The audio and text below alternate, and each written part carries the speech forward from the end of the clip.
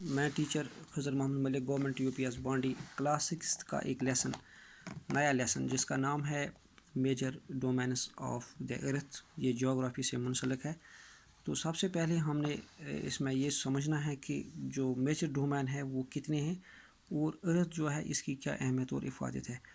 چونکہ ارتھ ایک ایسا پلینٹ ہے جو کہ باقی پلینٹ سے یونیک ہے, الگ تھلگ ہے, کیونکہ اس میں وہ ساری چیزیں انسان کو ملتی ہے. جیسے انسان کو گھر میں جو ہے گرمی سے بچنے کے لیے ساز سامان ہوتا ہے, یا سردی سے بچنے کے لیے ترکیبیں ہوتی ہے, اور اس طرح سے کھانا پینا بھی میسر ہوتا ہے. تو اس طرح سے زمین جو ہے یہ ایک یونیک ہے. یعنی یہاں پر بھی انسان کو کھانے کے لیے غذا ملتا ہے, یا پہننے کے لیے کپڑے ملتے ہیں, رہنے کے لیے مکان ملتا ہے, اور اس طرح سے سانس لینے کے لیے ہوا جو انسان کے لیے ضروری ہے یا باقی جانوروں کے لیے ضروری ہے, یہ ساری چیزیں جو ہے وہ زمین ہی پرووائڈ کرتی ہے.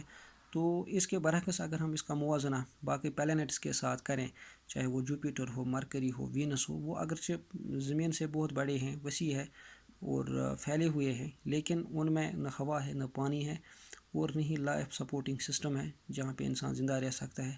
تو اس طرح سے ارتھ کو ہم یونیک کہتے ہیں, کیونکہ یہاں پہ خوشگوار ماحول ہے. یہاں پہ ساری چیزیں انسان کو جو بھی زندہ رہنے میں مددگار ثابت ہے, وہ ساری چیزیں زمین پر انسان کو ملتی ہے.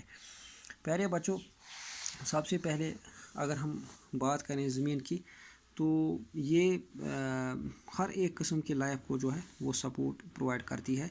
تو اسی وجہ سے اسے یونیک کہا جاتا ہے.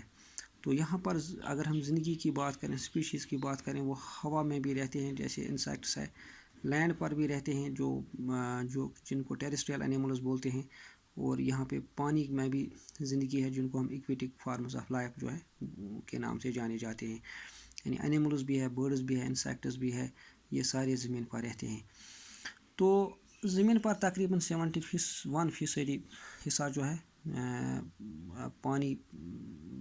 پانی ہے, اور اس میں صرف جو ہے 29% جو ہے خشکی زمین ہے. یہ پانی ہمیں کہیں سمندروں میں سے حاصل ہوتا ہے, کہیں ہمیں لیک سے, کہیں ریورز سے, اور کہیں ہمیں برف کے شیٹ سے یا کہ جو گلیشیئرز ہے ان سے بھی حاصل ہوتا ہے.